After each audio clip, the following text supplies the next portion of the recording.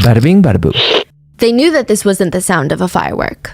I mean, from really afar, maybe you could confuse the two sounds a little bit, but if you're close enough, there's no way you're thinking that this is a firework.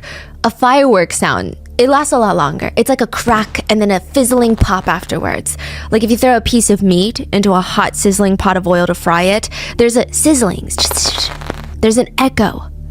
A gunshot, on the other hand, is a lot more distinct. It is abrupt. It starts and then it ends. There is no middle. Just boop, that's it, a blip on the radar. They hear the gunshot. I mean, it's just echoing off the halls of this very dingy apartment complex.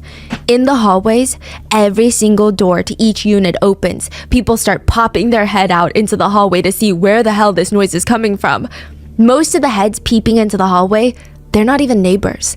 They're not even residents of the building. So what are they doing inside of this residential apartment complex? They're journalists. This is what they came for. This gunshot. This is the story. They hear a whole crowd of people screaming from outside the building, like reacting to the gunshot. They're slamming their bodies onto the pavement to try and avoid being shot. They were all here for apartment 24.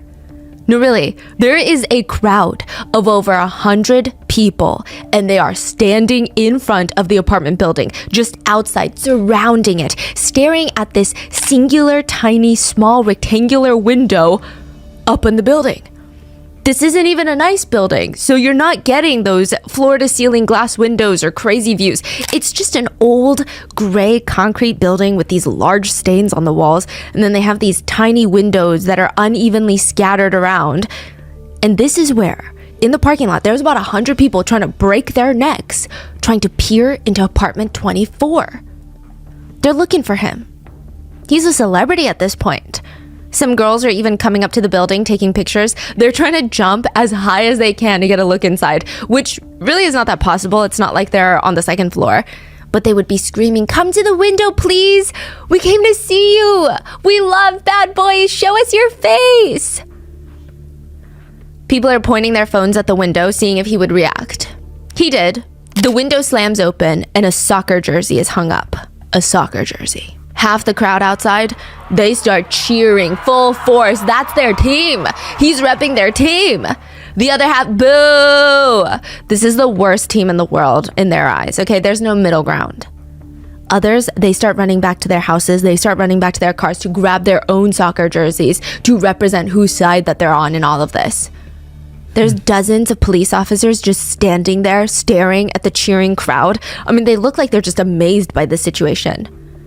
Journalists are standing there as well, waiting for something just exciting to happen. They keep calling his phone to see if the man in apartment 24 is going to pick up. Oh my God, here he comes. All the cameras pan to the window. They zoom in. Everybody is tapping on their camera screens to get it to focus on the window because someone is about to pop their head out. But it's not him. It's a girl. She sticks her head out the window a tiny bit. She looks maybe 15. And she sticks both of her thumbs up, like, all good, thumbs up sign. Both hands. Both hands. And it's very unnerving. She's giving thumbs up, but her face is contorted.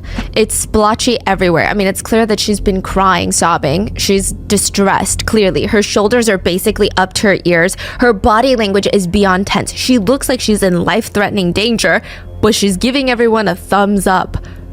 And behind her, if you zoom closely enough on your phone or your camera, you would see a gun pointed directly at her. Then she disappears, and another girl, another 15-year-old, pops out the window, and they're really young. She's forced to wave. Then she's dragged back into the apartment, and then a gun is shoved out the window, and a shot is fired into the crowd. Directly into the crowd? Into the crowd. The man from apartment 24 was a 22-year-old hostage taker. There were 4 teenagers being held hostage in that apartment. This is Brazil's longest hostage situation, 100 hours, and by the end, 3 escape, 1 will be forced back into the apartment after escaping, 2 will be shot, and 1 will die. And the whole nation would just watch it happen in real time, almost like a live stream. We would like to thank today's sponsors who have made it possible for Rotten Mango to support the National Network to End Domestic Violence. NNEDV is a nonprofit social change organization dedicated to ending partner-related workplace and stalking violence. This episode's partnerships have also made it possible to support Rotten Mango's growing team of dedicated researchers and translators. We would also like to thank you guys, our listeners, for your continued support as we work on our mission to be worthy advocates of these causes. As always, full show notes are available at rottenmangopodcast.com. A few brief disclaimers for today's case. We had our Portuguese-speaking researcher who resides in Brazil help gather data for this case. However, as always, please let us know if anything is mistranslated or miscommunicated in the comments below. We also turned to two professional FBI negotiators, Chris Voss and Gary Nessner. They're both very well known in the work in their field, so we tried to fill in any gaps in today's case. All patterns and behavioral speculations and analysis were based on their highly educated, highly trained, experience-based published works. They have really great books. The interviews between the press and the perpetrator have also been condensed for clarity. So with that being said, let's get into it. Eloa had just one shot for all of this to end. Just one. That's it. I mean, she's being held hostage, and if she doesn't get this to work, she's gonna be here forever. I mean, who knows? She could die in this apartment. She opens up the window and she starts sliding down the bed sheets. She had ripped them and tied them tightly to each other, and she's letting them hang down. She's using both arms to throw the torn sheets all the way until it reaches the ground, and then she leans out the window as far down as she can because this is her one shot at escaping. One shot. So why are they not? Eloa pushes her body just a little bit out more, and still nothing. They don't take the shot. She could feel the gun pressing up against her back. She stands up, takes a step back into the apartment, and starts pulling up the makeshift rope. At the very end of the rope is a paper bag tied to it. Food. Food the police had brought her to eat. So she's trying to bring up the food, not escaping. No, she's trying to bring up the food, but she's leaning down as far as possible to give the snipers a clear view of her hostage taker. But they don't take the shot. This was her only shot. So she was trying to get that message across, and they didn't do that. They did not. So she just has food attached to her bed sheets, food the police brought because she's getting sick, she's throwing up, she can't eat what's in the house anymore. But none of that matters because she lost her only chance at leaving. It's not like she can try and escape out the window. There's about 100 people standing there that would probably start cheering when she started scaling down the side of the building. They're watching the window of this apartment building like it's a TV screen. Eyes glued, but almost passive. They're not actually trying to help or get involved. They're just watching in real time. Eloa is not trying to escape. She's trying to bend down so that the police could shoot her hostage taker. When Eloa was thrown back into the apartment with the food, they all sat in front of the TV to watch it all over again. Her grabbing food from the rope. And they would rerun it on every single news network immediately after it happened. She would likely hope that the hostage taker did not notice in all of the reruns that she's leaning down a lot more than she needs to. Some people make horrendous hostage negotiators. If you've ever uttered the words, even in your head, yeah, but it doesn't matter what they think because what they think is wrong, you would probably not be hired as a good hostage negotiator. You need a high level of emotional intelligence to be considered by the FBI. For example, there are 3 types of people, and next time you're at a party, you can test this out. Pronounce a word wrong on purpose. It's got to be a hard word where it sounds like you're trying to sound a little bit educated, but not condescending. You pronounce that word incorrectly. There's 3 reactions, 3 types of people. The first type of person, they're not even going to notice that you mispronounced it. Most likely, they're not even paying that close enough attention to you to even notice that you mispronounced it. The second type of person, they're going to smirk. And they're going to point it out directly in front of the whole group, and either intentionally or unintentionally, they're going to embarrass you. The third person will smile genuinely and say something more along the lines of, oh my God, how funny. I actually learned that it was pronounced this way recently. And funny enough, there was a study done that found that avid readers often mispronounce words since they expand their vocabulary through reading rather than watching movies or watching shows. So through sound, I thought it was just really curious. What kind of books do you typically enjoy? That's some very high-level communication skills. And that third one is going to be your hostage negotiator. You're correcting them. You're letting it be known that that is not a correct thing. You're not shying away from the fact that they mispronounced it, but you're doing it in a way where it gives them the opportunity to walk away. Yeah, and you're complimenting them, like Yes. making them feel good about it. Exactly. It's all about saying the right thing. You can say the same thing in two different ways and get two different results. So let's say you're in a hostage situation. You are the hostage negotiator. The purpose is to prep the hostage taker for some bad news. You're trying to soften the blow, something that they're gonna be upset about, and you know it. Do you say, 1, look, I don't want you to be offended by what I'm getting ready to say? Or 2, what I'm getting ready to say is probably gonna offend you? I think number 2, right?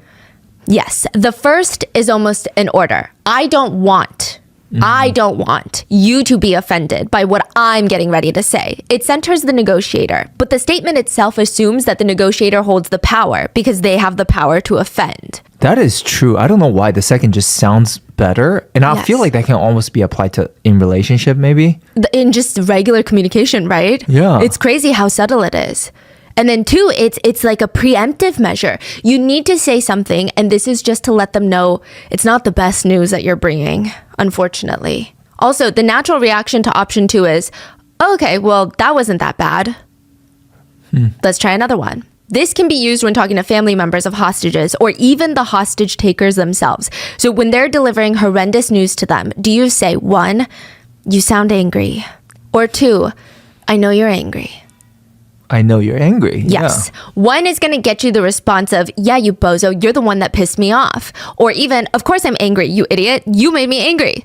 But with 2, you're more likely to get a response of, yeah, and what are you going to do about it? That at least gives the hostage negotiator an opportunity to make it right. Wait, can you say those 2 again? You sound angry. I know you're angry. No, you're angry. Wow. It's so subtle. It's crazy. This is what the hostage negotiators from the FBI were talking about. It's just switching a few words, and that makes or breaks a hostage negotiation. Because in a hostage situation, not talking about the anger does not make it go away. Anger is the elephant in the room, so you just need to address it in a way that doesn't escalate the situation. And last question, before we get started, do you know what the F-bomb is in negotiations? It's like the one word that you cannot abuse, but it is incredibly overused in almost all negotiations, business, relationships, friendships, colleagues, everywhere. It's been used too much Used too much. and it's not good. No. The F-bomb. F-bomb. What do you want in a negotiation? Think even business negotiation. What do I want? What do both parties want? Okay, so it needs to be a win-win. It needs to be a fair. Fair is the F-bomb. Hostage negotiator Chris Voss said that there are 3 types of ways to use the word fair, and only one of them is correct. Can you guess which one? 1, we just want what's fair for everyone. Fair for you, fair for us. We want both parties to be happy and healthy. No. 2, we've given you a fair offer. This is the best we can do. I really tried to get the best deal for you. I really did. No. 3, I want you to feel like you're being treated fairly. So please stop me at any time if you feel like I'm being unfair. Yeah. The third one sounds so much better. Yeah. So he said that don't even use that word unless you're using it so correctly, like the third one. So for 1, it's wrong because the implication of like, I want what's fair for both of us. Yeah. Whoever utters those words is already admitting loss. They've already got the short end of the stick. That means they already feel like you're scamming them. 2 is wrong because it's almost condescending. Trust me, this is a fair deal. This is the best you're gonna get. It's like, you don't know it, but I'm letting you know this is the best. 3 is the best because it disarms someone. It makes you seem like a person of integrity and very reasonable to work with.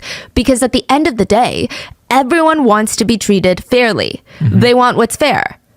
But what is fair when you've taken 4 teenage hostages by gunpoint? It's 1 p.m. on a Monday. 15-year-old Aloha and her 3 best friends, Nayara, that's her best friend, okay? She calls her Barbie because of her blonde hair. And then 2 guy friends from school. They're over at Aloa's family apartment and they're just finishing up their geography homework. It's not chaotic, but there's like a nice lively energy in the place. There's music playing in the background. They were hungry, so they just ate lunch and the smell of food is lingering. Aloa is going around doing some chores around the house. Her little brother and parents won't be home till later, so she's trying to get as much done as possible. She's making the bed, putting clothes away, running the laundry, running the dishes, and suddenly the door flings open and there is a man standing in the doorway. He's just standing in the doorway, staring at them. Aside from the fact that he just burst into the apartment uninvited, his body language is unsettling. His posture is unnaturally rigid. He's scanning the room like he's looking for something or someone. But most unsettling of all, he's got a gun in his hand. And he was looking for Aloa. He is Aloa's stalker. And for a split second, everybody's frozen. I mean, the stalker is in the doorway, and finally he opens his mouth and he says, "Oh boy, you're all in the wrong place at the wrong time. I came to kill Aloa." The man jumps into action. He flings his body across the room and he slaps the two teenage boys across the face. He slams the butt of the gun down on their heads. "Sit down on the bed. Sit down." He grabs Aloa by her arm and in front of her school classmates, he just starts beating her viciously, excessively, kicking her, punching her, slapping her. Her three friends are just sitting on the bed terrified. They're screaming for help. And then he fires the gun at the door and they go silent because this man is not joking around. His eyes are bulging out of his face and he's whipping the gun around like it's just like a bandana or like a flag that you would wave around in the air. "I'm gonna kill Aloa and then myself." And with that, the clock has started. It is time for negotiations. The first hour of a hostage situation is the most crucial. If you were to see the state of emotions during a hostage situation over time, one of the highest peaks would be at the first hour. Highest emotion, highest risk, highest consequences. The hostage taker in the first hour usually feels a massive surge of adrenaline. It's almost euphoric. The feeling of complete power and control.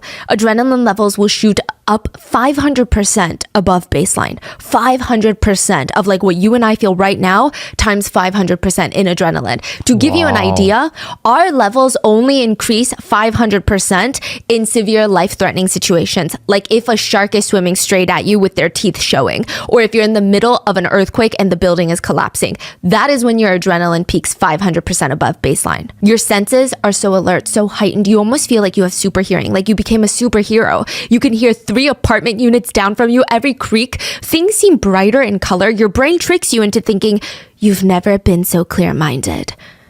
Your brain might even trick you into becoming blind to the reality of fatality, to death. It said dopamine levels can increase by 50%. That's your brain's feelings of reward, motivation, and sense of power. Your serotonin levels, your happy chemicals, rise 20 to 30%, which is an increase of you just feel happy in this situation. You're likely to feel 70 to 80% more self-assured than usual as a hostage taker in the first hour alone. Now, the dangerous part of all of this is what goes up must come down. And it comes down really quick. It's not even in the first hour. Sometimes it comes down in 10 minutes. And once you're back down to baseline, it's going to feel horrendous. You're going to start sweating profusely from the increased anxiety. You might feel trembling and nausea. The amygdala, the brain's fear center, it's like a tiny almond-shaped panic button. It starts going off nonstop. The fire alarm, the sprinklers inside your brain, and technically your body, because you're sweating a lot. You can't catch your breath.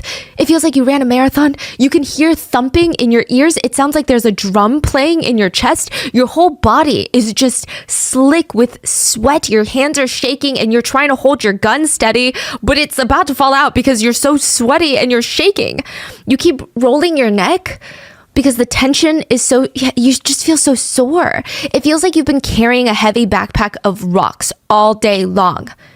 The tension starts leading to headaches and you just want to scream, shut up, everyone. Let me think for a second. Even when nobody's talking. Attention span decreases 25 to 35%. Field of vision narrows 20 to 30%. Working memory decreases by 20 to 30%. Your brain is trying to work through 5 to 10 potential plans or possible outcomes per minute.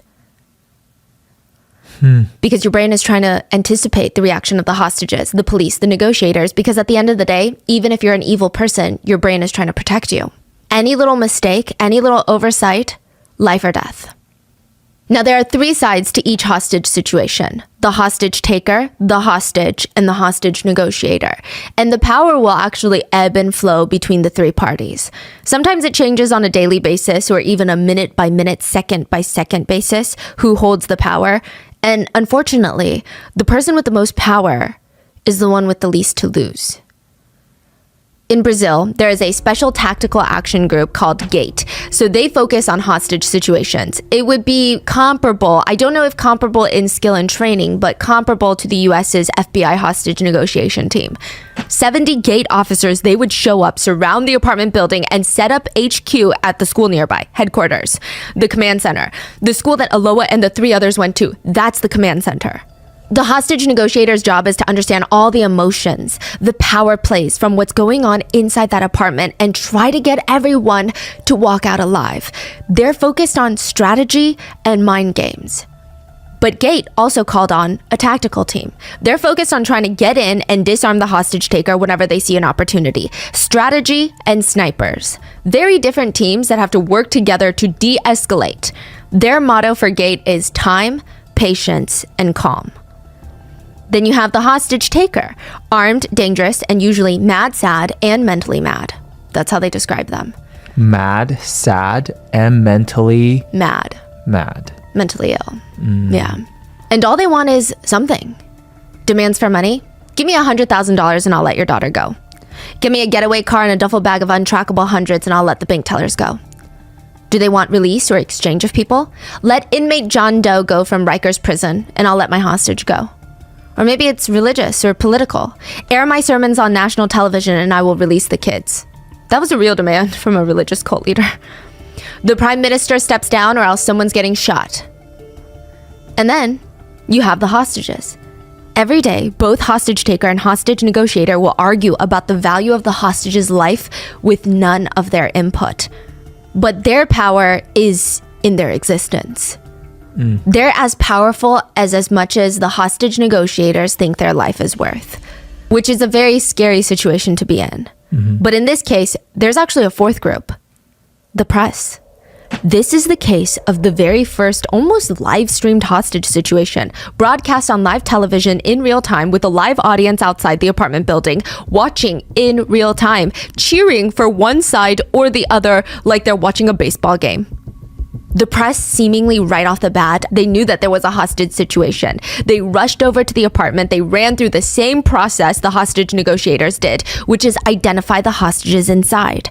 This is Aloha Pimentel's apartment, so likely the hostage taker came for her specifically.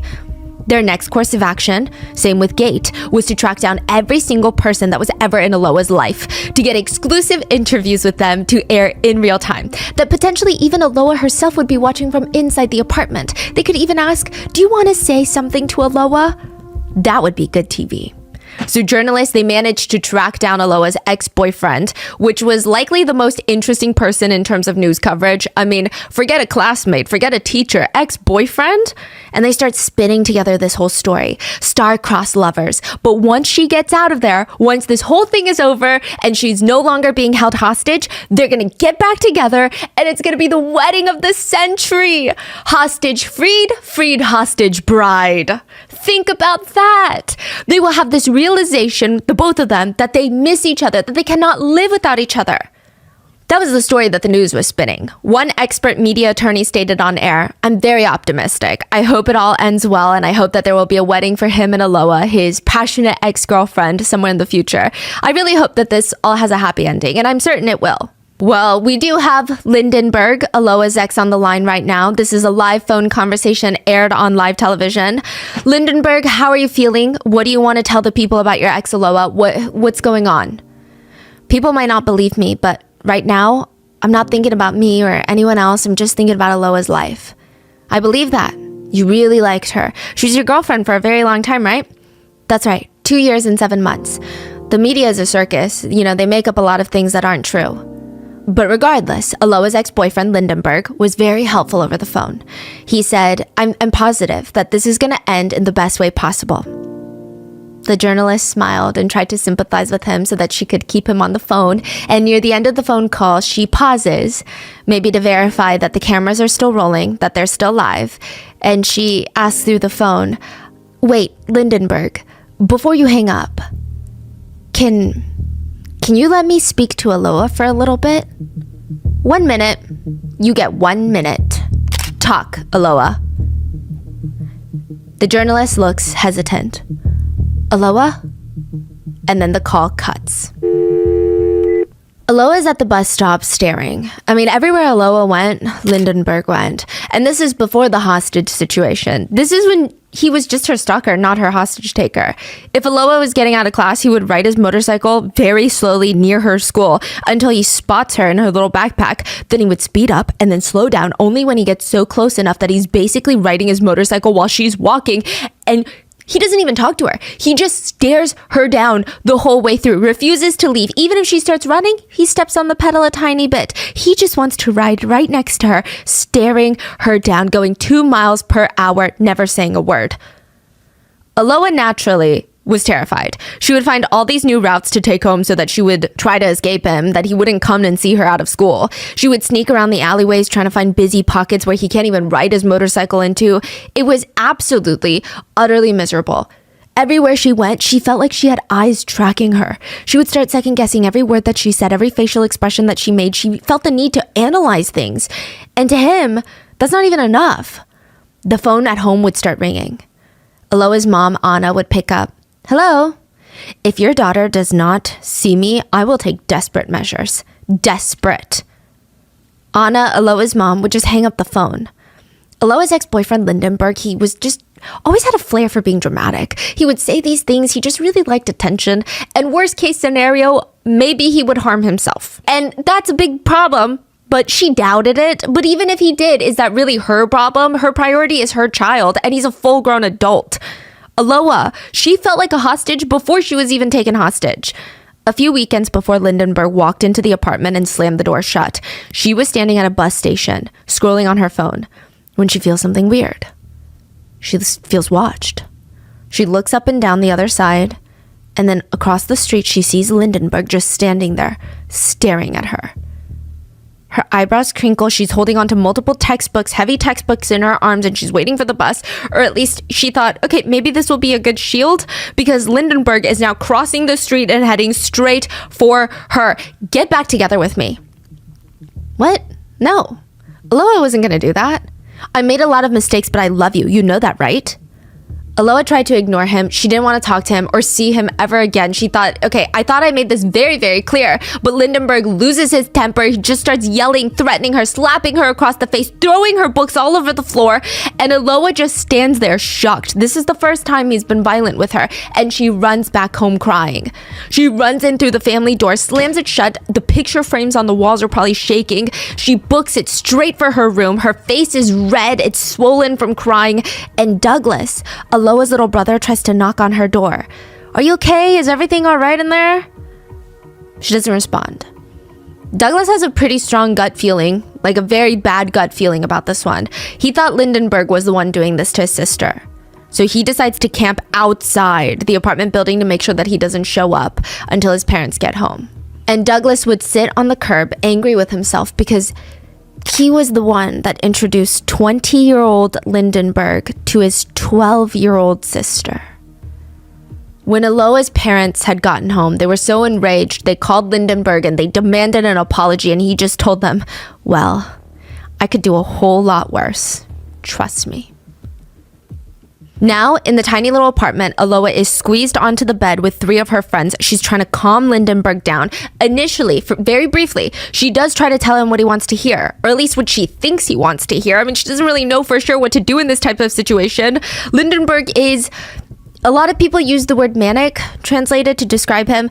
I try not to use that word lightly, but it's said that a lot of hostage takers do display signs of mania during the first few hours. There's a sense of barely contained chaos that's just ready to burst out. They become almost, to an unseasoned negotiator, they seem 1,000% entirely unpredictable.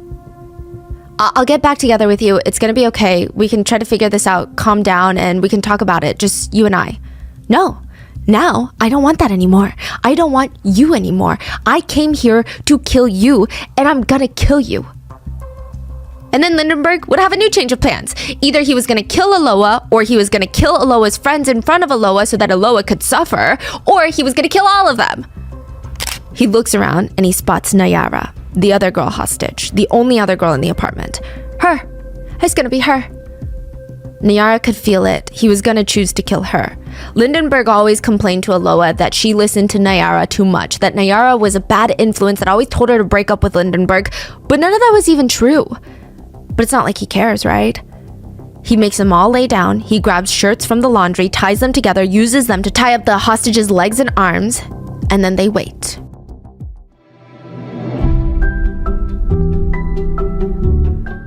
If you ever visit my house, don't open my closet. I may have a problem because I have been buying some clothes here and there, and then I never get around to organizing them for whatever reason. And I don't even wear most of them because I don't know where they are and I don't know what pile it's in. And that's the worst part. But at least it's only a one-time purchase, right?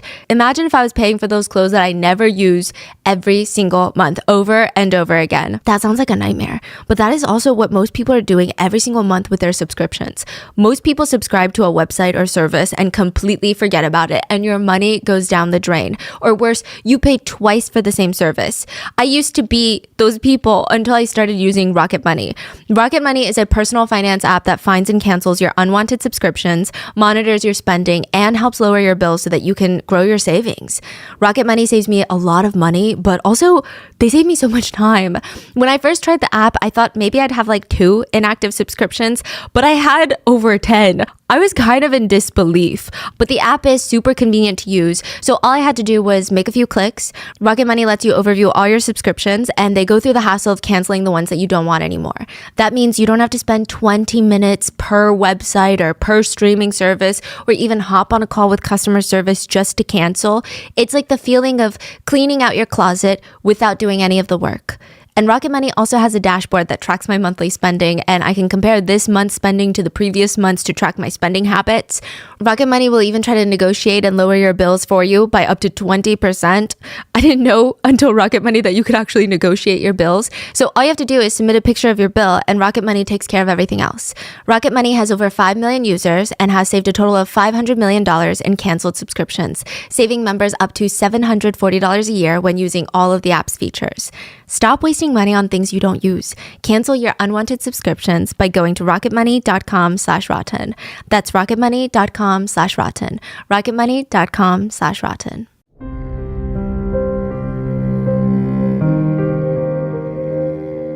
Do you know one of the first rules of hostage negotiations? Chris Voss once said, "Me making you dumber than me will always hurt me." But that doesn't mean you should know everything, right? Or at least as much as you can, but never make the hostage taker feel like you know something that they don't know, that you know a lot more, that you're smarter than them. You need to use every piece of information to your advantage and reveal it piece by piece, bit by bit, by calculated, controlled ways to the hostage taker. If you reveal too much information at once, you've shown them everything you have, and you're putting them on the defense. They feel threatened, which is never good. If you don't know much at all, well, you're just flat out at a disadvantage. The first things hostage negotiators typically go for: profiles. Profiles of the hostage taker and all the hostages, and floor plans. What does the inside of that apartment look like? I need that information now.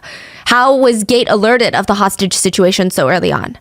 There were 4 hostages in the apartment, all teenagers, Aloha and her 3 friends. One of the hostages, the guy ones, was named Victor. Victor told his dad that he'd be coming home at around 5 p.m. after spending the day at Aloha's doing homework. He never made it home.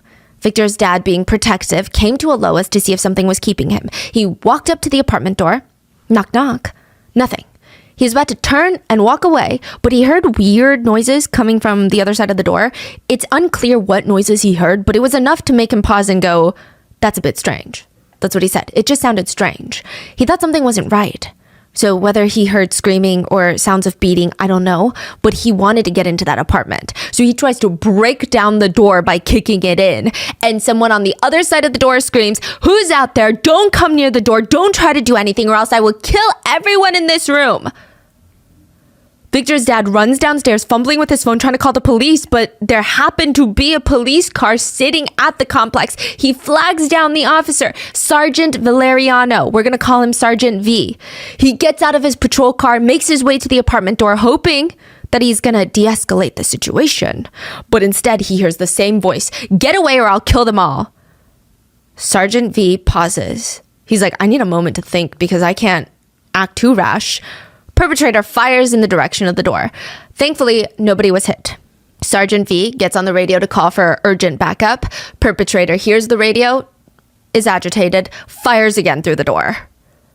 Thankfully, he missed once more. However, neighbors heard the commotion. They start coming out of their units to investigate. They call their friends from other apartment buildings, their buddies and their sisters and brothers.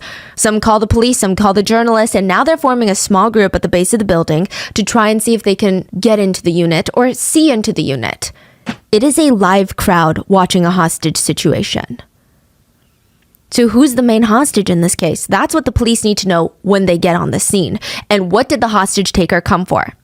15-year-old Aloha Pimentel. Her classmates say that she's bright, happy, but incredibly shy. She doesn't talk much. She's closest with her mom. They're practically joined at the hip before this. Favorite activity was shoe shopping.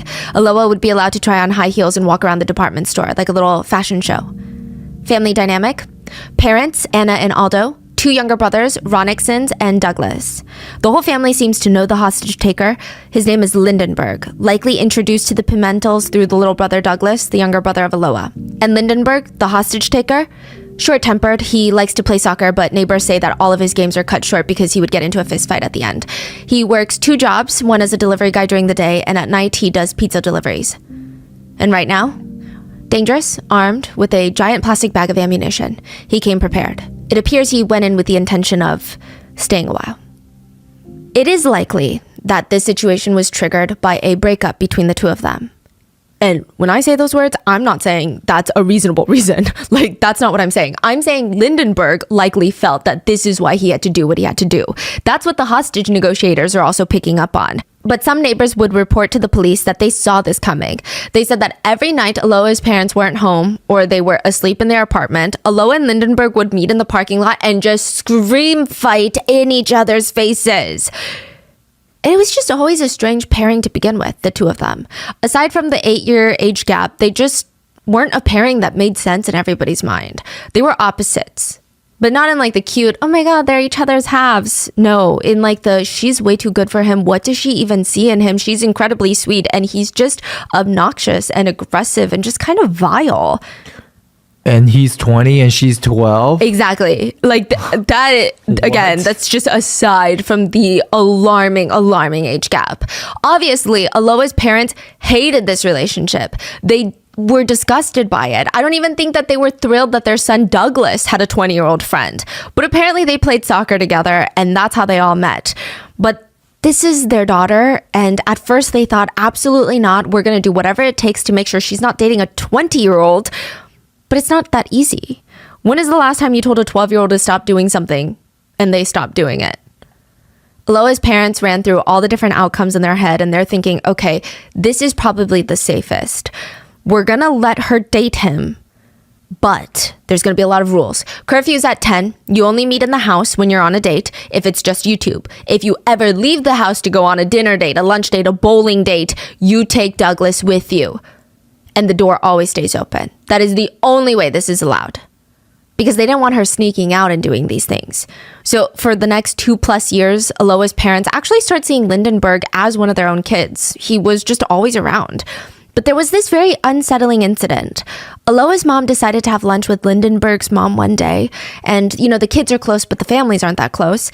And it's like she was giving Aloha's mom a warning. She said, he can be an altered person. He likes to play the role of head of the house. And unfortunately, Aloha's parents didn't know this, but from the very beginning of their relationship, obviously, it was all about power. I mean, Lindenberg is 8 years older than Aloha. You don't date someone who's 12 when you're 20 unless you're sick in the head, but also you have a weird, strong yearning for power.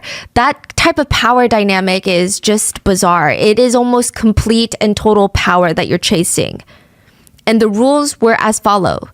Aloha was never to speak to a friend without him present, even if it's a girlfriend. So long as Lindenberg is not there, why should Aloha be enjoying herself? Why should she be even talking at all? Family dinners, same thing. If Lindenberg isn't invited, is it really a family dinner? Why would Aloha need to attend? If she wanted to do anything other than study, sleep, or just sit there staring at the wall thinking about Lindenberg, Lindenberg should know about it, approve it, and better yet, be there for it. Aloha was not allowed to do anything without his presence. Those are some insane rules to even try and enforce, which ironically, Lindenberg of course did not abide by the same rules. One anonymous friend stated that Lindenberg was always at the club on the weekends without Aloha.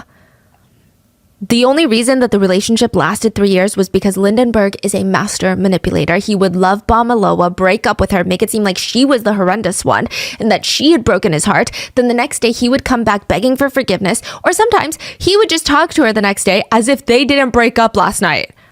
And she would just be so confused. This constant back and forth was this crazy push and pull experience that Lindenberg had complete power over until one day Aloha was over it. She's like, I'm not doing this anymore. She went to her mom's room one night and her mom's like, what's wrong, sweetie? Mom, you were right.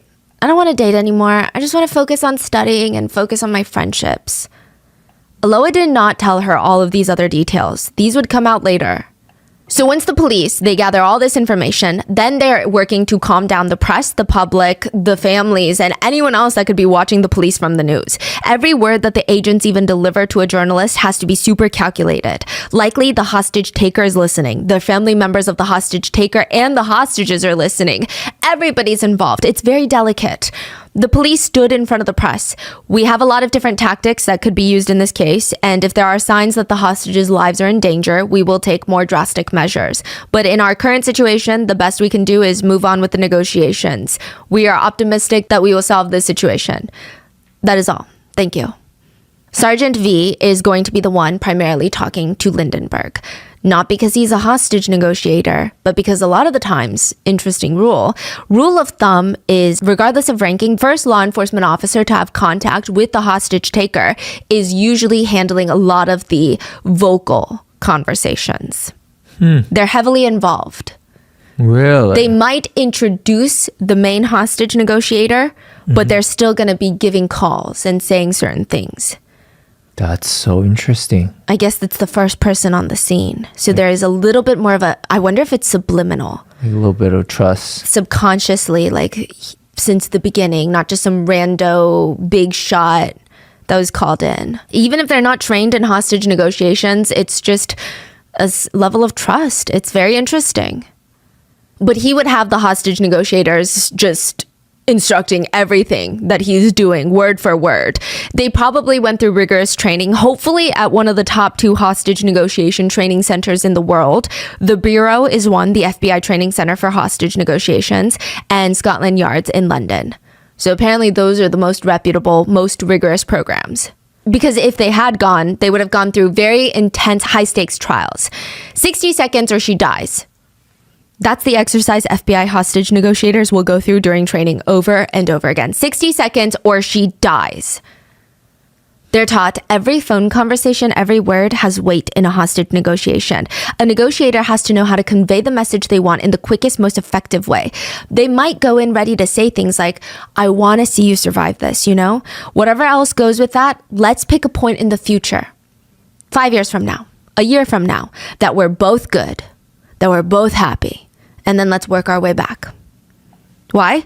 Because people make their decisions based on their vision of the future. Find out what their vision of the future is and then remove yourself as a threat.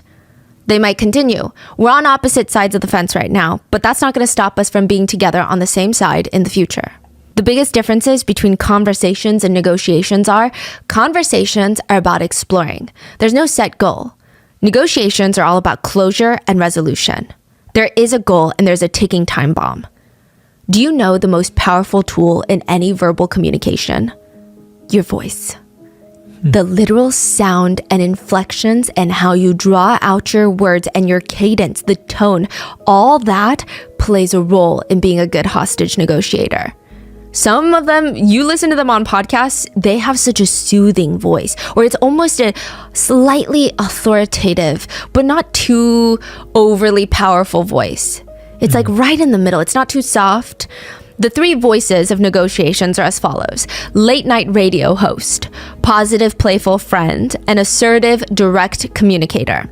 The key identifiers in the late night radio host voices being the voice of calm and reason.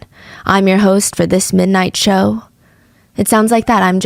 It's a soft down inflection at the end of every sentence. It's authority without triggering defensiveness. But you don't go without triggering defensiveness? Then there's the playful, positive friend voice. This should actually be your default voice. It's easygoing, good-natured. Outside this situation, I'd be a fun person to share a beer with, okay? Even after all of this, maybe we'll be drinking buddies. I can take a joke. Come on, let's hear it. Say something wild. And then the last one, assertive, direct communicator. You would think that this is what most hostage negotiators operate in. It's not. They say that this voice is almost always counterproductive. It's like slapping yourself in the face while trying to make progress. FBI negotiator Chris Voss said, it's like getting hit in the face with a brick, and that is never a great idea, which it's kind of hard to get out of because most law enforcement officers are trained only in this voice. So to learn that this voice is actually bad, loud, clear commands are actually bad, and it makes people feel attacked, it's going to be very hard to reset your boundaries.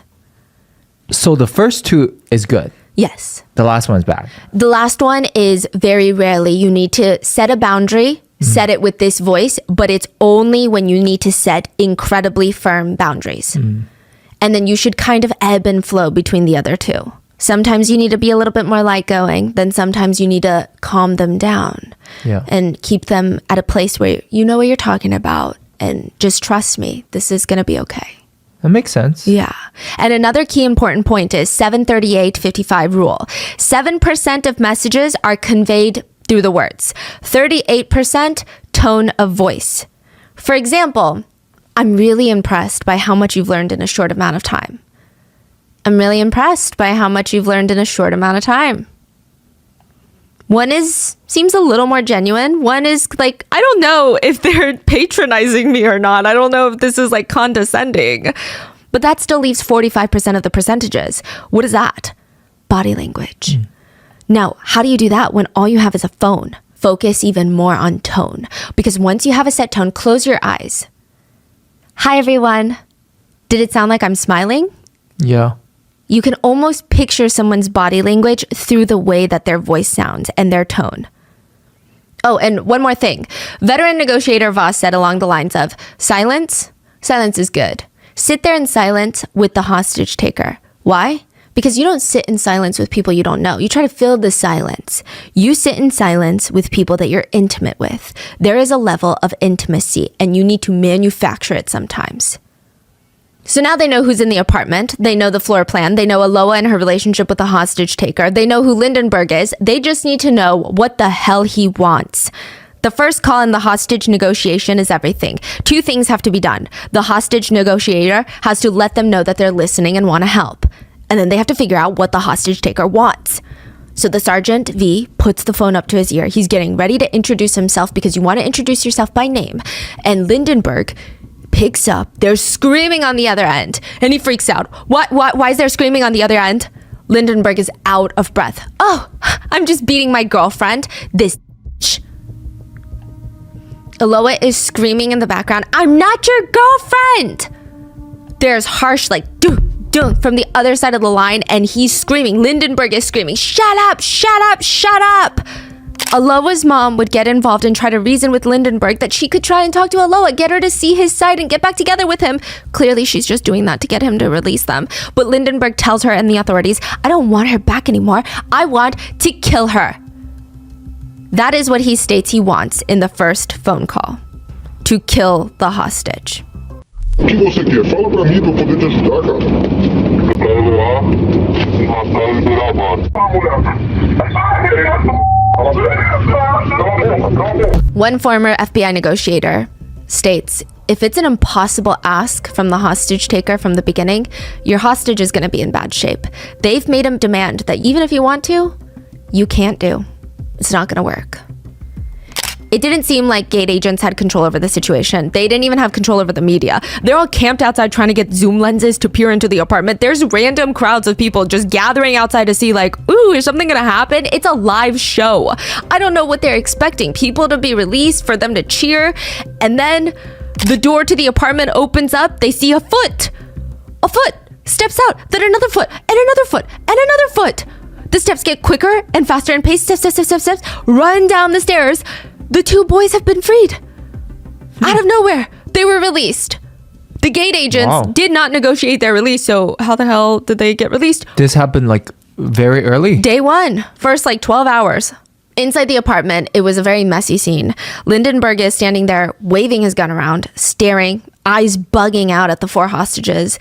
Victor, one of the guys, is on the ground. He's collapsed. Aloha is fanning his face, trying to get him to wake up. The other guy friend is in the corner, pale as somebody can get, like sickly pale, just standing there, cowering.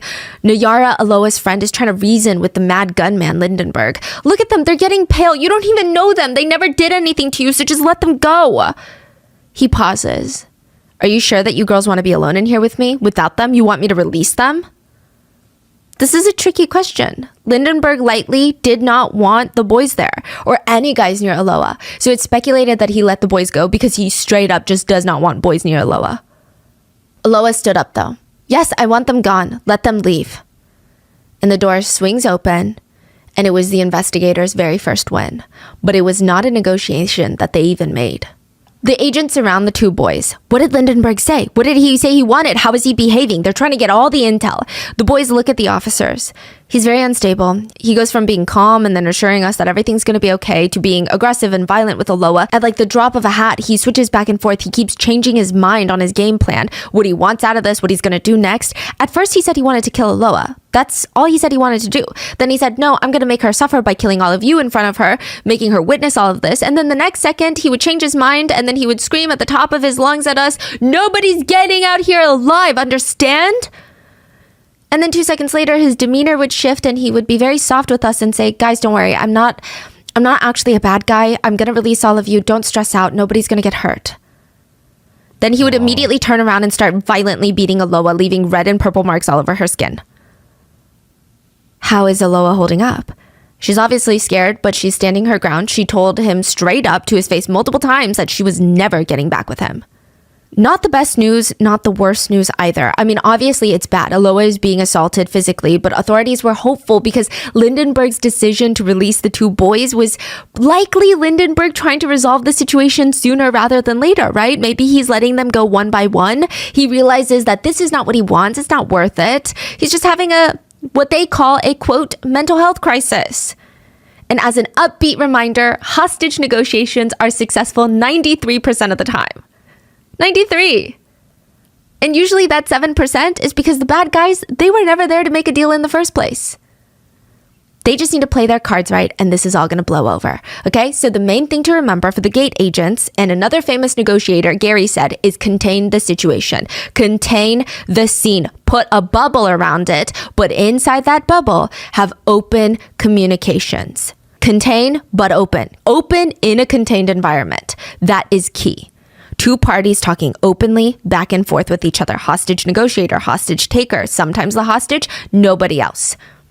The phone rings into the apartment. Lindenberg still has the gun in his hand, and he uses the other to pick up the phone. Hello? Hi, Lindenberg. Is everything all right in there? Yeah, I'm okay, man. How is Aloha? Everything okay in there? Let's talk. I want to help you. What I want to tell you is the captain is reassuring you that you will not be harmed. Be sure of that. Do you understand?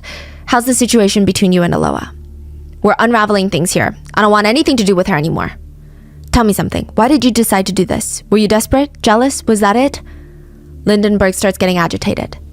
Desperate? Desperate? If I was desperate, I would have shot myself in the face and been done with everything. No. Don't do that.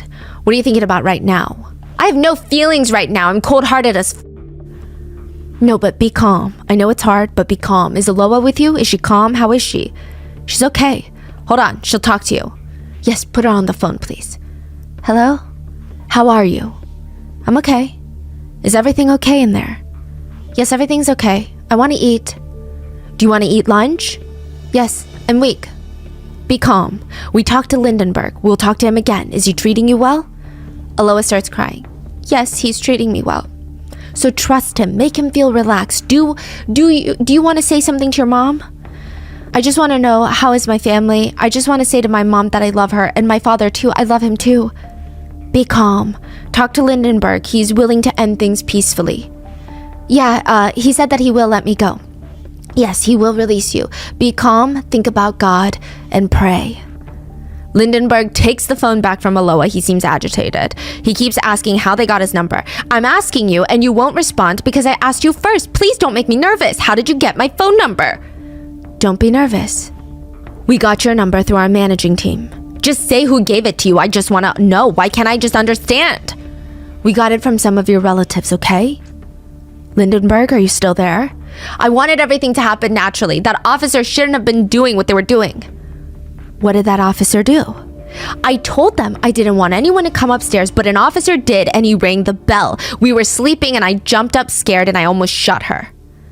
No. Be calm, man, okay? We trust you. We know that you're a good person. We know that you don't want to do anything bad. We trust you. I don't want anyone getting close to the building because I'm telling you, if anyone comes near, that guy, that officer that came here, the captain, I don't know, he rang the bell and I almost shot the girl thinking that he was going to break into this place. If he did that now, she and I would be dead. Okay, what do you want right now? What are you requesting? For now, I'm just thinking about her. She wants to eat something for lunch because she's weak. And you will release Aloha. Are you planning on releasing her today? Yes, I plan to. I do. But what happens is that the captain is doing everything wrong. He's doing bullshit. I just want everyone to know that I have a bag full of ammunition here, and if anyone comes close, I will shoot. I understand. The line cuts, and the man on the other line, the one that was having this conversation with Lindenberg, turns to the camera. And there you have it, folks. I'm journalist Louise Guerra, and that was an exclusive interview with Lindenberg, the hostage taker, exclusively on Read TV. That was a journalist? He called in to an active hostage taker situation to interview the hostage taker and air it. Is that okay to do? No. But everyone's doing it. I don't know if they just didn't have the appropriate laws and the police could not control the journalists. If that happened in America, it would be crazy. Yeah, it might have happened in America, I feel. Because crazy things do be happening. But yeah, that was an interview with the journalist. Olha, você tá precisando mandar recado para sua mãe, alguma coisa? Eu queria saber como ela tá, como meus familiares estão. Tá tudo bem com eles. Beijo a minha mãe e meu pai. He actually works under an even bigger journalist who has her own TV show called Sonia Brau. She ends up doing another exclusive interview with Lindenberg. Journalists were able to find Lindenberg's number. They would bribe or ask relatives or former friends of his. And even though they knew it was highly unethical, they would call and interfere with hostage negotiations. Because remember everything I said about being a hostage negotiator? Mm-hmm. These journalists don't have that kind of training. Mm. Even the questions that he was asking, if you listen back, they're instigating him. They're making him get riled up. Why would you do that? So does Lindenberg know that these are journalists, reporters? Yeah, he knows. Okay. And he knows that they're being aired. And he actually quite likes it. Journalist Sonia turns on the camera. The last information that we're getting here is that he is about to surrender to the police. We just talked to them and he said that he will turn himself in, he will release the girls, but he wants the TV cameras from all the channels to capture that moment so that he feels safe and knows that nothing bad will happen to him. In the next minutes, he will come out into... Oh, we're getting a call. She hops on the call with Lindenberg. Look, let me ask you something, Lindenberg. Are you afraid that the police are going to shoot you? Because that's not going to happen. Why would you ask that? Like, what a way to pique someone's anxiety and not do a whole lot to calm them down. Are you afraid of being shot on sight? Don't worry, it's not going to happen. Even though there's armed officers everywhere pointing guns at you, I just showed a montage of it on my news network of snipers being pointed at you. But don't worry, it's not going to happen, okay? But are you scared? Tell me how scared you are. Lindenberg responds, no, I'm not scared because before coming into this, I already knew the risk. I was aware of what could happen to me. Now, explain something to me, Lindenberg. I think the whole nation watching, wants to know. You told the other journalists that you want nothing to do with Aloha anymore. So why did you go in the apartment? What did you want from this? Is this revenge? I wanted to resolve things with her. I tried to sit with her to talk things through, but she always turned her back to me and didn't want to listen, so I had to use force to make her listen. I understand. But did you talk to her? Did you tell her everything? You've been in there for more than 30 hours now. I think you've had enough time to tell her everything that you wanted, no? Aloha is not cooperating. Among the 4 people who were here with me, everyone was cooperating but Aloha. She's just starting to cooperate now. How did she not cooperate? Was she too nervous to do so? Yes, and one time she came up and tried some bullshit trying to take the gun out of my hand. The gun went off inside the apartment. Wow. Good Lord. Wow. If she tries to take the gun from my hands, I will shoot. What did you want to say to Aloha? Can you tell us? I don't think so. This is between me and Aloha. I understand. This is a very intimate thing between the two of you, right? Did you already tell her everything that you wanted to say? So now she's cooperating? Were you able to clear things up about the breakup? I had this conversation with her, and before you called me here, we were talking things over. But every time we sit down to talk, one of us always ends up stressing out about things, and then we have to take a break for things to not get too heated. I think it's all just very difficult right now. I know, but what do you want from Aloha now? I want her to be calm. I want her to make me feel calm. And then I will accept anything that the negotiators say for her to get out of here alive. So what day is this now? Like still first day, second day? 30 hours in. 30 hours in. Out of 100. And the police are okay with them calling in? They're not doing anything about it? They try to get them to stop, but they can't really control every single journalist. And I guess the journalists are not scared of any legal repercussions. I mean, even in the end, the journalists, they just get slapped with a fine. That's about it. And this is crazy. I mean, their ratings were through the roof. Whoever had these conversations with Lindenberg, whoever had exclusive footage, through the roof. Sonia would say, it seems like you are willing to kill Aloha. And that's not true. I know you're not that kind of person, Lindenberg. You're not understanding this. For her to get out alive, I have no intention of killing her. I'm not trying to kill her. No, I'm not saying that you are trying to kill her. I said that when you say it like that, like if Aloha needs to get out alive, the police need to do this, people might misinterpret it, and I know that you don't mean it that way. You're not that kind of person. We both want both of you unharmed, correct? People might not believe me, but right now I'm not even thinking about me. I'm thinking about Aloha's life. I believe that. I believe it. I really do. And have you been sleeping? Did you manage to rest? No one is telling me about my mother. I want to hear from my mother. I want to take this opportunity to tell my mom that everything that's going to happen is the best possible way now. Aloha is going to get out of here. I'm going to get out of here and everything will be fine. But it depends on the officers down there. They must not pull that shit again. I don't want anyone to come near this apartment. What if I open the door and there's just one of them waiting for me outside and shoots me? I know how they are. They're smart. I'm scared. No, Lindenberg. No. Don't be scared. Unfortunately, I just don't trust the police. You can be rest assured that the whole nation is praying for you too. Not just for her, but for you too. Everyone is worried about you, Lindenberg, because all the information we got is that you're a good person. So no one understands why you're putting yourself and this girl in this dangerous situation. But now that you've said that you wanted to talk to her and already did, and you've cleared things up, that's it. That's enough. You already got what you wanted, didn't you? I will put Aloha on the line for everyone to hear that she is okay. Okay. Hello? Hello, Aloha. This is Sonia Abro. Earlier today, you talked to Louise, our journalist. Now we're live. We were talking to Lindenberg right now, and I wanted you to tell us if you're okay. Lindenberg says now that you're more relaxed, you are cooperating. Did you eat lunch? Yes, I ate. And how are you? Your voice sounds better. And how is Lindenberg? He said that you already talked about the breakup. Is Lindenberg hearing us right now? Yes, he's hearing us. Does he know about his sister's message? What message? We heard it just now. We heard that his sister, Lindenberg's sister, Susie, said that if she could talk to Lindenberg right now, she would ask him to turn himself in as soon as possible because their mom and his other sisters are suffering a lot. She said that you two had always gotten along just fine. She said that she has nothing bad to say about him. He doesn't drink or smoke. She even thought that the two of you would eventually get back together. She told us that Lindenberg is the youngest of the siblings, only 22 years old, and he had dreams about getting married, having a family, owning a house one day. And she wants to talk to him if possible. She wants to put an end to this quickly because it's a lot of suffering, you know? So it's like a lot of talking, but the message is unclear, right? It's not like moving this into like a solution. It's just a lot of like, oh my God, family, sister, mother. Like, is that what's happening? They just want to like create a story? Well, what's going on? They want to create a story. The message is very unclear. And it's kind of crazy that even with the journalists, they have the opportunity to talk to the hostage. And just on a human to human level, Okay, I understand that they're trying to do their jobs, right? And maybe their livelihoods are on the line. But on a human to human level, would you not want to know how the hostage is doing and ask questions about them or give them things that reassure them? But even in this opportunity, she's still talking about Lindenberg. Like, Aloha is nobody to anybody. That was one thing that a lot of netizens were upset with. Like, this whole conversation with Sonia, the fact that she's able to get Aloha on the phone, which hostage takers typically do not let you talk to hostages often. And you're still talking about, he had dreams of a family. It's like everything is painting Lindenberg to be a good person who did something bad. Yeah, but I think that is trying not to triggering him to do more bad things, right? Yes, but it actually backfired.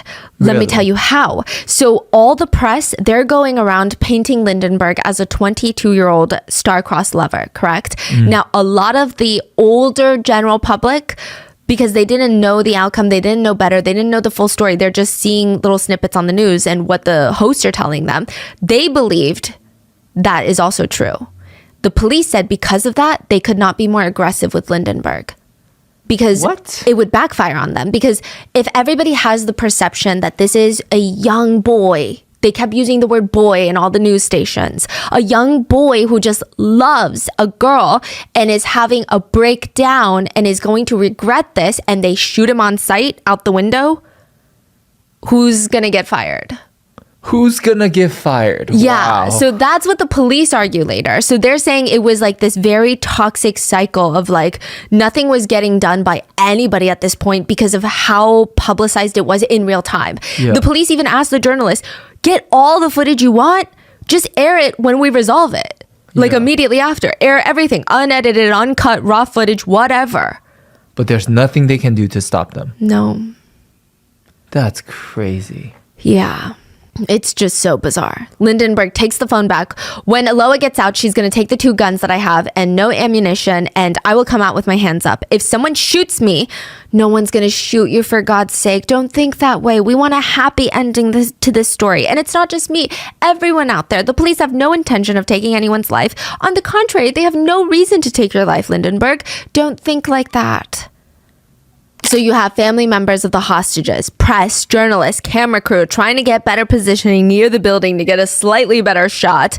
Gate hostage negotiation teams, tactical teams, local police departments, neighbors, just any other passerby that just wants to be there. Just a few floors down in an open space right underneath the building where a mad gunman is armed with 2 guns and a baggie of ammo. There's just no way that this is going to end well. And it doesn't. So whether it was for show or show proof of life or to get media attention on this case, Lindenberg would periodically force Aloha to wave out the window. He would use her head to cover his head so a sniper could not get a good shot. He would hold her in place by her neck with a gun pointed at her back. He would force her to stick her head out the window and wave. Sometimes it was a thumbs up. And it was almost always clear that her condition was degrading over time. It was getting worse. She looks bruised. She looks abused. She looks mentally exhausted. She looks emotionally traumatized to the fullest extent. So you're saying hour 30 in, and Yeah. he's talking to these reporters saying that he's gonna let her out and he's gonna walk out. He doesn't want anything. There's no demands. That's it. But he's never doing it. Yes, and a lot of speculation is because he really enjoyed the media coverage. He wanted more and more interviews. Actually, when he starts negotiating again with hostage negotiators is when journalists are kind of sick of the same interviews over and over. They want new information. They want new developments. They don't want to hear the same thing from him. That's when he starts going back to the negotiators. So it's just absolute chaos. It's just so messy. And Lindenberg is becoming increasingly unhinged. After hour 30, there were girls that were coming up to his window saying like, we love bad boys, we love you. But then another group of girls saw that, got really upset, and they came next to the window and said, you're a freaking monster and you deserve like punishment. He opened the window, stuck out his gun, and opened fire. He was irritated. Yeah, very irritated. How is there like girls even allowed to go there? And why are they saying that? Like, I love bad boys. So Okay, we did research into it, and I was thinking maybe it's and I'm gonna mispronounce this word, okay? It's like hysterophilia. It's when serial killers have wives in prison. It's like there is an attraction to the dark criminals because you feel like they're gonna kill other people, but they're not gonna kill me. I'm different. I'm special. Something is not. Yeah. You know, it's not a normal feeling to have. Maybe it's also the media coverage. Yes. So I was debating, like, is it that? And I was trying to look into it and cross-reference, like, what they were saying with what a lot of these people feel in their symptoms, and it wasn't matching. So I think it's more so with the media coverage. They really marketed him as just, like, this boy that's so in love. And it's like, of course, every girl wants to have someone who's so in love with her. Yeah. So it really, the media marketing on this one is just foul. Fortunately, nobody got hurt, but things are quickly escalating. Lindenberg is opening fire on innocent people. I mean, it's truly mayhem. At this point, he just randomly decides to throw soccer team jerseys outside the window. Nobody knows why. There's shots fired. There are crowds cheering. There's girls screaming, "I love bad boys." It's chaos. The soccer coach for that team, that national team, shows up and is like, "Hey, can I help negotiate?" And they're like, I think we're okay. Like, it was just incredibly messy. And it sounds like there's nobody's taking charge of this. No. And Lindenberg's sister also arrives at the scene to try and talk to him. They brought an attorney to help negotiate for better conditions for Lindenberg if he gets arrested. They also tried to tell the press, "My brother is a very nice and calm person. He just got depressed after the breakup. I think he's making the biggest, dumbest mistake of his life, and she's not worth it. Nobody is. She's gonna get out of there, and his life is gonna be ruined." She's not worth it? Yeah.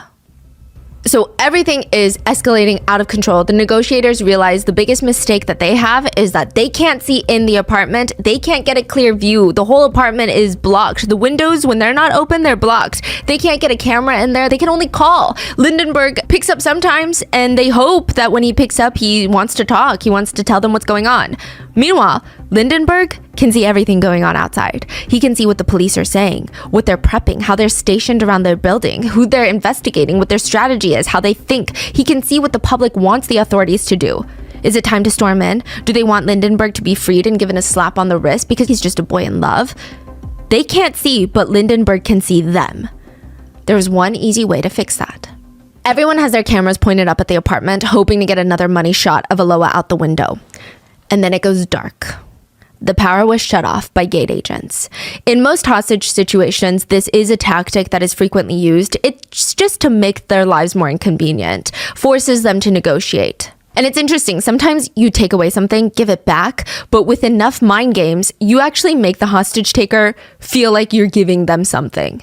But in reality, you took it away and you're just giving it back. Yeah. You're using it as, "I will give you this for that." Yeah. But they already had that. It's crazy. Yeah, so that's why they do that. But it seems like for this situation, they turned it off so that he can't watch the news. And Lindenberg is pissed. He calls turn the lights back on. "I will, but let's talk. Turn the light on, otherwise I'll start hitting the girls. I'm going to start attacking these girls. The girls are going to suffer, and pay close attention." Aloha starts screaming in the background of the call, begging him to stop. Lindenberg is literally assaulting Aloha while on the phone with negotiators. Now, after the power goes out, Aloha's mom gets another call, this time from Aloha. She almost drops her phone trying to answer it as quickly as possible. Honey, are you okay?" "Mom, do you trust me?" "Of course I trust you. I always trusted you. So please, tell them to turn the power back on." Aloha's mom didn't know what to do or even what to say because on one hand, she knows Aloha is in danger if she doesn't do anything. On the other hand, she knows that Lindenberg is forcing her to call her right now. If the power is back on, if he gets what he wants, is Aloha's mom helping prolong the situation? Is Aloha's mom helping him win? Before she can respond, her husband, Aloha's dad, grabs the phone and screams, "No, honey, they can't turn it back on. They can't." And the line goes dead. At the hour 32 mark, an exchange is made. An eye for an eye. Well, not entirely, but it's something. The negotiators will turn the lights back on, and Lindenberg will open the door to the apartment. Someone is seen running down the hallway to the stairs. The pacing gets faster and faster down the stairs and into the crowd of people surrounding that person outside. Her family surrounding her, smelling her hair, making sure it's her. They're scanning her entire body, looking for any serious wounds. Journalists are trying to squeeze through each other, trying to get the best angle, best shot. The police need to rush her to the hospital. Nayara was freed. meaning the only one left in the apartment now was Aloha with Lindenberg. Some saw it as a good sign. The two boys, Nayara, they're all out. Some say that means Aloha's gonna be out. Others said, no, he went in there for Aloha. That's what he went for to begin with. That's the only one he cared about when he took them hostage. His words in the beginning were, I'm gonna kill her. 10 p.m., the lights turn back on. 11:30 p.m., the door opens. Nayara runs out of the complex. She is rushed to the hospital with minor injuries. She is processing a lot of trauma. The hostage negotiators talk to her for 6 hours after her release, and they just want to know everything. They want to be filled in for the past 34 hours.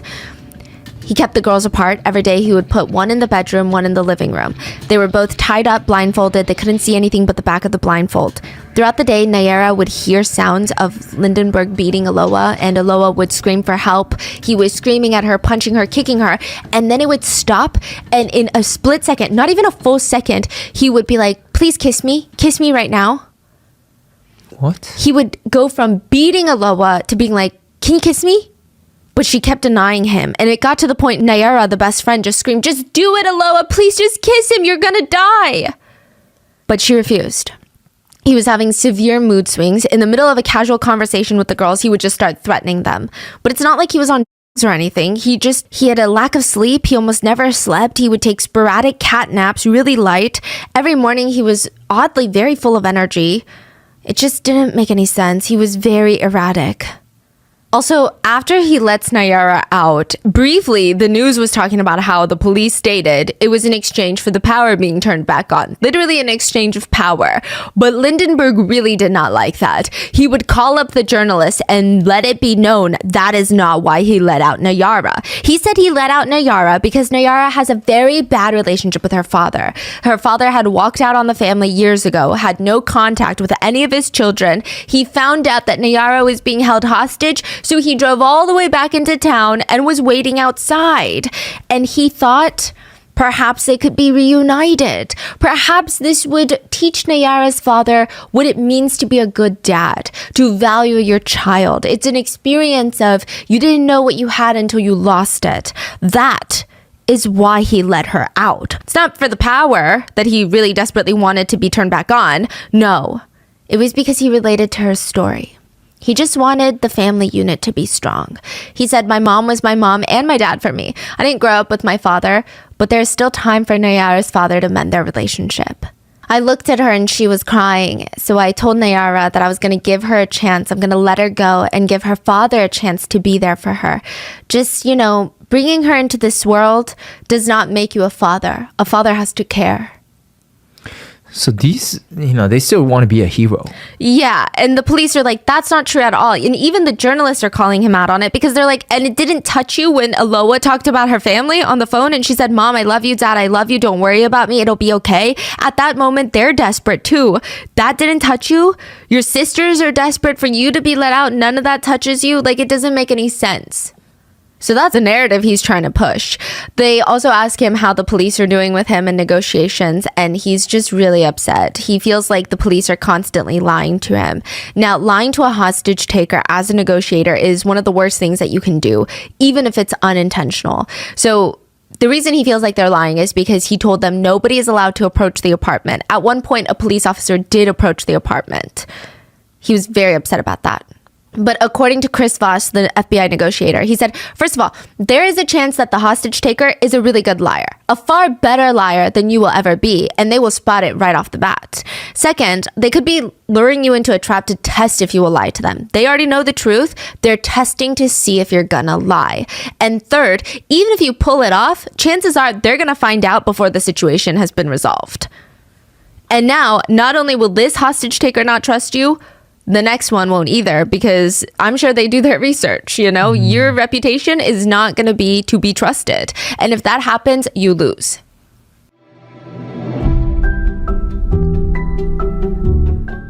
Are you the type of person that's always running around and you constantly forget to take breaks? I try to tell myself that I need to stop and smell the roses, and all I do is I end up taking one aggressively long sniff and then running on to the next task on my to-do list. But I know that taking breaks is good, so what I've been doing is I set a reminder on my phone to remind me every hour to take a sip of water. And that little habit helps me take a moment just to breathe, just to pause, and it also helps keep me hydrated, especially because my water is mixed with liquid IV. Listen, liquid IV hydrates faster than water alone because it has 3 times the electrolytes of the leading sports drink, plus 8 vitamins and nutrients with no sugar or artificial sweeteners. And you would never really believe that it has no sugar because all the flavors taste so good. This one right now is lemon lime. This is one of my favorites. I actually really like the white peach a lot. Something about it, it almost feels like a treat in a glass. It tastes so good. There is no sugary feeling. It just feels like a fruity drink. So whenever I'm filming podcasts or staying up late to do research, I always have liquid IV and my timer because that's like the only thing that'll remind me to stay hydrated. It's so good. I carry a few sticks with me whenever I'm traveling because the worst part about long plane rides, I think, is feeling so dehydrated afterwards. You can even see it on your skin. Your skin gets so dehydrated. Liquid IV is also great after a workout or after a long night out. However you hydrate, grab your Liquid IV Hydration Multiplier sugar-free in bulk nationwide at Costco or get 20% off your first order when you go to liquidiv.com and use code ROTTEN at checkout. That's 20% off your first order when you shop Better Hydration today using promo code ROTTEN at liquidiv.com. 8:30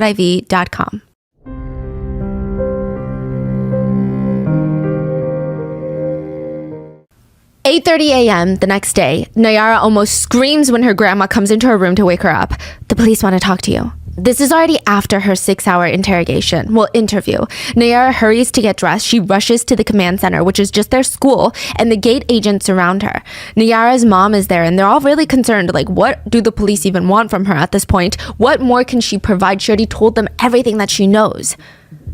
We need you to go back in there. What? Nayara's mom's eyes are just like bulging out of her. Excuse me, this is a 15-year-old we're talking about that just went through something traumatic. What are you asking of her right now? This is the only way to save Aloha's life. But Nayara will be secure the whole time. She's not actually going back into the apartment. She's not going to be alone. Lindenberg personally requested Aloha's little brother Douglas as well. Lindenberg had told the negotiators that he was ready to turn himself in, and he was just really scared that he was going to get shot on sight the minute that he exited the door. He can't just use Aloha's body to shield him. It's not enough. So he wants Nayara to meet him at the front door. He's going to use both Nayara's body and Aloha's body to walk all the way down the steps, and because Aloha needs medical attention, he's going to throw Aloha on the ground and then use Douglas's body to shield him. Douglas and Nayara's. And then eventually, I guess the police will handcuff him. They don't need to shoot him to kill him, and everything will be okay. He will survive. So he wants 2 more people, the brother and Nayara, to be back. Okay. So the brother is to stand at the bottom of the staircase. Nayara is to go to the front door. Everyone is stationed, and we're ready to go.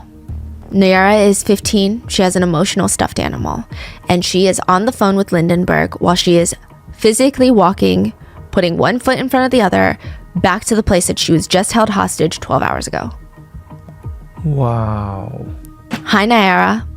Everything okay over there? Are you okay already? Yeah, I'm okay. Are you calm? Everything calm? Everything is okay. Are you gonna do what you said you're gonna do this time? Yes, I will. Do you trust me, Nayara? Yeah, I trust you. Lindenberg lets Nayara talk to Aloha to let her know that he's serious this time. Hi, love. How are you doing? Aloha says, are you gonna come up? Yeah, I will. I am at the front door soon. Don't let any of the police officers up, okay? Okay. No one, please. Is Nayara calm and... Yeah, she's calm. That's crazy brave for her to do this. Yeah. She doesn't have to do it. Yeah.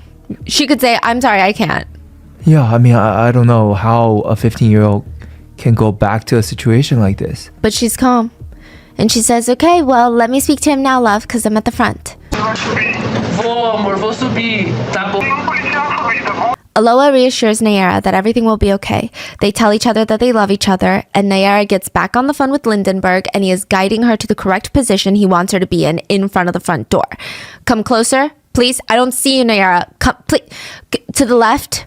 Nayara is literally right in front of the front door. What do you mean he doesn't see her? Because That doesn't make sense. But before she can respond, the door swings open. Nayara could see how purple and bruised Aloha is. That's her first response, is she's purple all over. She tries not to look too shocked because she doesn't want to stress out Aloha. And before she can even register what happens next, she's brought back in. She's back in the apartment. In like 2 split seconds, he grabs her wrist, throws her back into the apartment, slams the door shut. So he's not leaving. No. He just wanted her back. On national TV in real time, Nayara's family watched her get kidnapped once more. Her grandmother fainted. The police made the judgment call to put Aloha's friend Nayara's life at risk. They took a gamble and they lost. They didn't even prep her on what to do in case something went wrong. They just trusted Lindenberg for whatever reason. He's calling the shots. He tells them what he wants. They do it without questioning it a single time. He's the one setting the rules. In situations like this, there's always the question of, well, when does it end? Which side gives up first? Because when does a negotiator decide to walk away? One former hostage negotiator said, when the bad guys feel like they've gotten everything they can, that's when it ends. And this feels like that. It is now approaching the 100-hour mark. So they just Nayara goes back in and they go quiet for a while. Nothing crazy happens. Well, I don't want to say nothing crazy. It's crazy, but in the sense of there's no new developments progressing them to a resolution. Do you know what happened in there? Yeah, so it's just back and forth. He would go from being crazy to beating Aloha to screaming at her to trying to talk to them in a nice, calm manner. They would be allowed to watch TV. Sometimes they would be allowed to sit next to each other, but it just was that on end. 100 hours is enough time to watch all 8 Harry Potter movies 5 times back to back. It was 100 hours of high stress, life or death, assault, mental manipulation, and threats for 100 hours straight. Aloha was starting to lose her mind. Aloha threw a plate. She was in the kitchen, and she threw a plate, and it shattered on the floor. And maybe it felt good. Lindenberg and Nayara, they both just stared at her. Not once did Aloha ever give in to Lindenberg this whole time. During their relationship, he had the power. He was 8 years older. She was a minor. He was gaslighting her, manipulating her, isolating her. And now she refused to give him what he wanted. She doesn't want to tell him that they're going to get back together. She would rather be beat than kiss him. She would rather scream and fight and smile out the window when she doesn't want to than give him what he wants.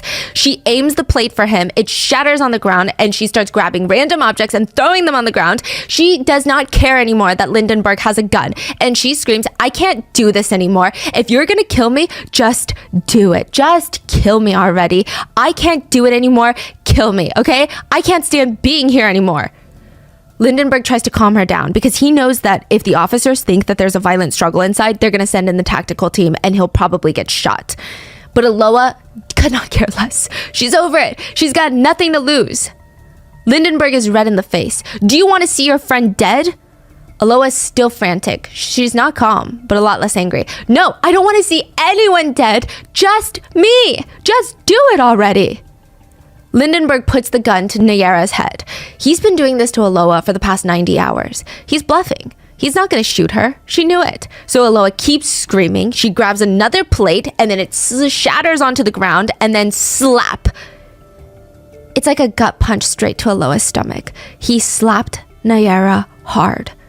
This was the first time he was violent with someone other than Aloha. Really? He didn't touch her the whole time. Wow. Aloha froze and her eyes were fixed on Lindenberg.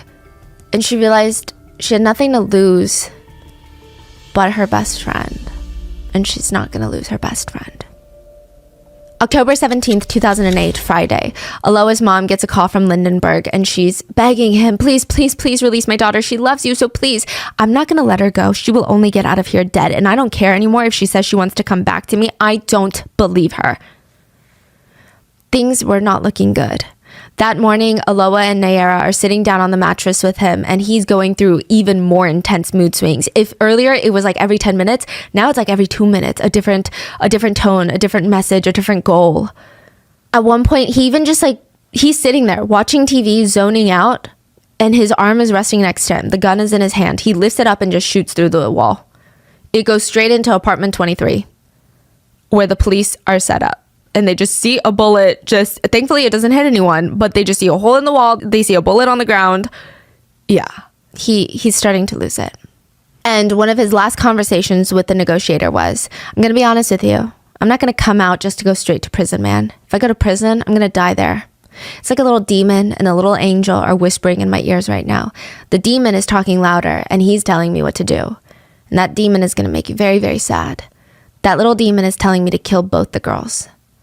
Then listen to the angel. Isn't that better? I don't know what's better. A million things are going through my head right now. Or just break into the shit already. No, there's none of that. Okay, I guarantee you're not going to be harmed. Life continues. Life is beautiful. I want you to break in. I'm asking you to do it. So he's basically trying to die either by them or have that be the catalyst for what he is maybe too scared to do right now. And he says, a lot of people out there are just going to pay a lot. People will suffer. They're going to cry. I'm going to end this. Let people know that this is coming to an end, man. Everything that I have is nothing anymore. I don't have anything. Give me some time. I have to be alone right now. I don't want to see anyone. He hangs up. He drags the coffee table in front of the front door of the apartment and lies down on the mattress to sleep.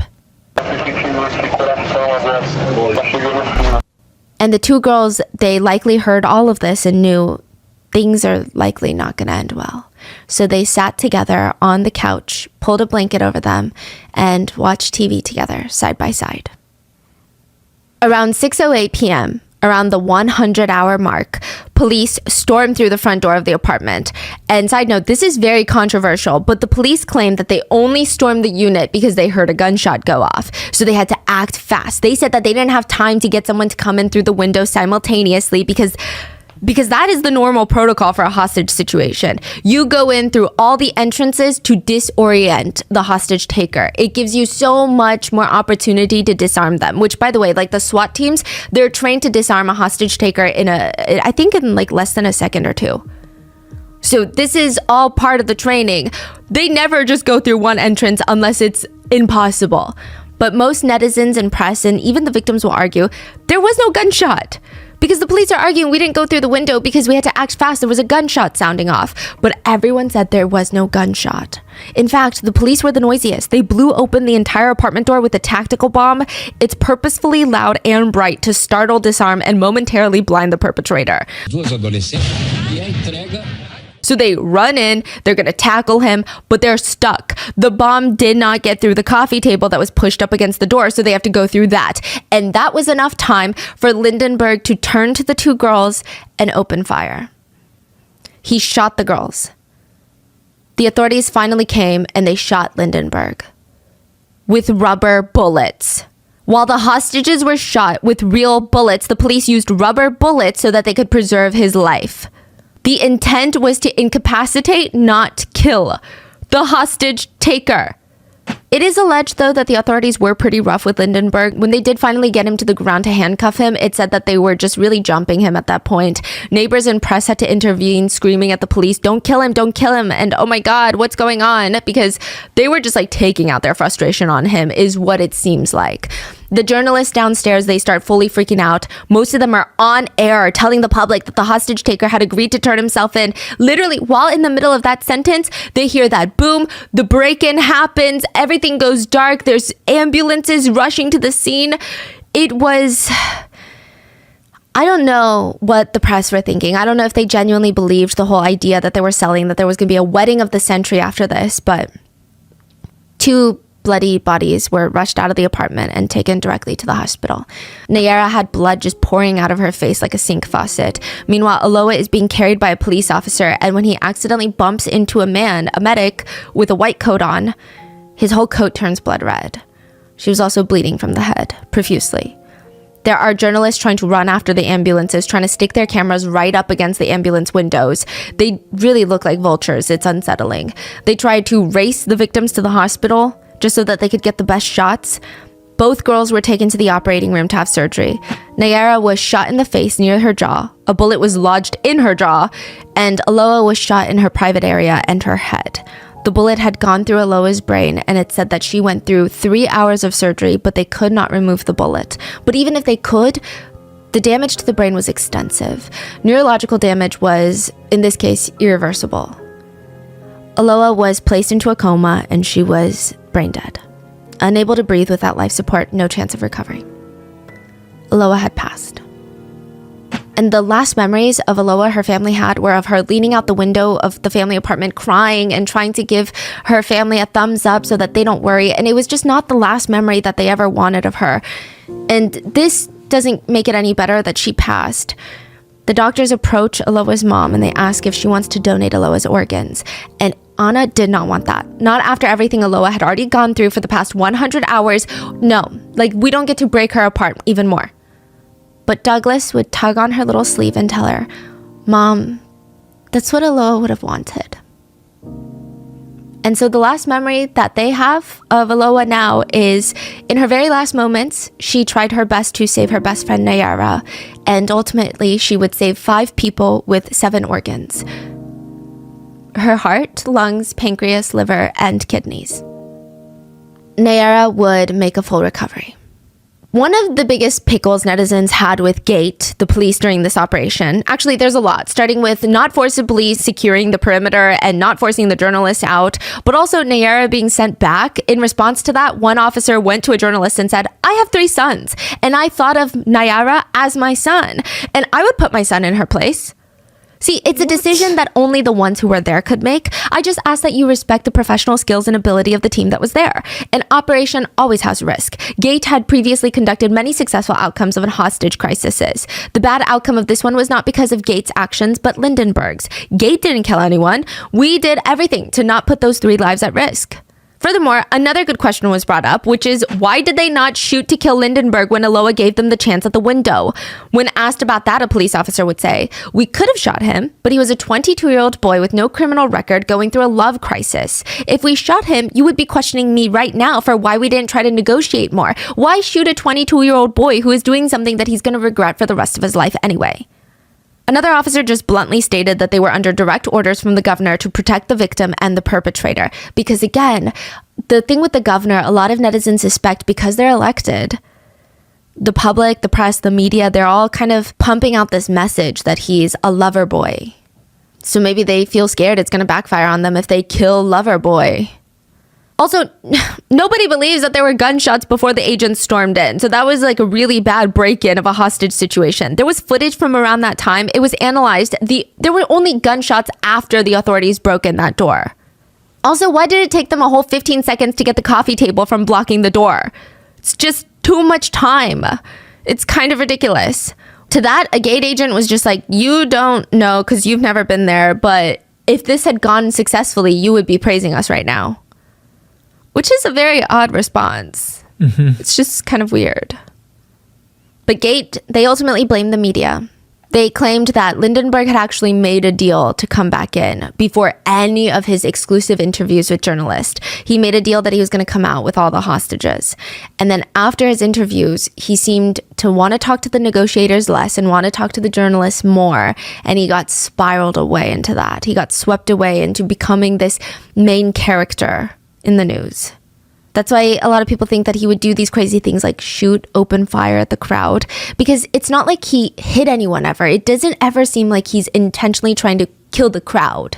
I mean, it's clear that he's homicidal, but it doesn't seem like he was trying to kill someone in the crowd per se. It just seems like he's doing it to get attention and to reignite people's obsession with the case. Some people didn't even blame mainstream media. They just blamed the individual journalists working on the case, Sonia being one of the main ones. And she just said, at no time did I act wrong. I would do it all over again, just the way we did it. The cruel thing is to want to push the blame for the tragedy to us. Her murder happened 3 days after my conversation with Lindenberg. It had nothing to do with us at all. Yeah. Wow. A lot of media outlets were fined by the government for obstructing official police work, and it was just like a tiny little slap on the wrist, and nothing else happened.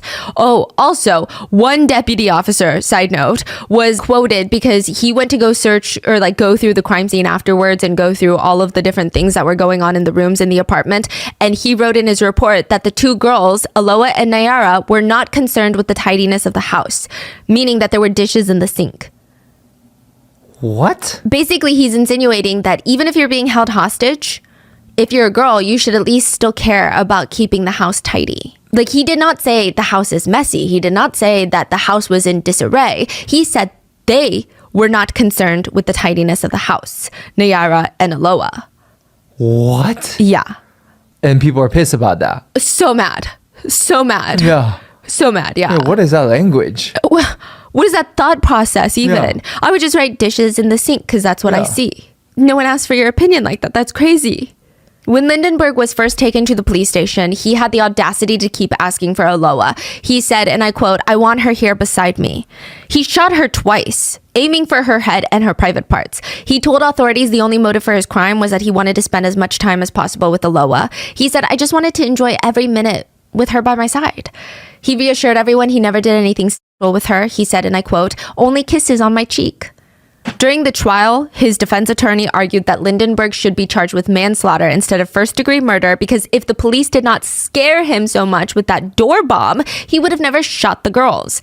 The defense attorney would also tell the jury, "Lindenberg is not a criminal. You jurors are good people just like Lindenberg. I ask that you see him as a brother, a father, a friend. He's not a criminal. He confessed that he shot Aloha. Lindenberg was in love with Aloha. She was the great and only love of his life, so much so that in prison right now he does not receive intimate visits because he doesn't want to have any other woman except Aloha. Lindenberg suffers for Aloha's death." I don't know. His defense attorney was crazy. She at one point straight up told the judge that the judge needs to go back to school because you don't know what you're talking about. Aloha's mom remembers seeing Lindenberg during the trial, and he had looked at her and Douglas multiple times and laughed like he was mocking them. It was like, yeah, and so what are you going to do about it? That kind of smirk. He was sentenced to 98 years and 10 months in prison. He was found guilty. But it's not that simple because right now he's allowed out for work. He has work leave, work permissions, and he also gets 1 day subtracted from his sentence when he works 3 days outside the prison. So he gets a little bit of freedom and less time on his sentence. A memorial service was held for Aloha. 30,000 people, many of them strangers, showed up to support Aloha's family. As for Nayara, she had to have many surgeries, was not able to make it to the funeral, but she visits Aloha on her own. She was interviewed about her decision to go back, and obviously, technically she admits she didn't know that she was going to be held hostage again, and maybe that'd be a different conversation, but maybe not. She said, even knowing everything that's happened, she would do it all over again. Yeah. Aloha's mom said to Aloha in a moving speech, in a moving interview, "I'm sure that someday we'll meet again. I keep on my path because of that certainty. I know that anywhere you are okay, and I will walk in your direction until we finally meet again." And that is the case of the longest hostage crisis in Brazil, and it was basically live streamed. Who do you think has, because this is a conversation with netizens that they have, and I just want you guys to know that Brazilians are very upset with this case. It's who has the most blood on their hands? I mean, obviously Lindenberg, but would you say that one or two journalists? Is it mainstream media? Is it the police? Is it a combination of everyone? Let me know in the comments. Please stay safe, and I will see you guys on Sunday. Bye.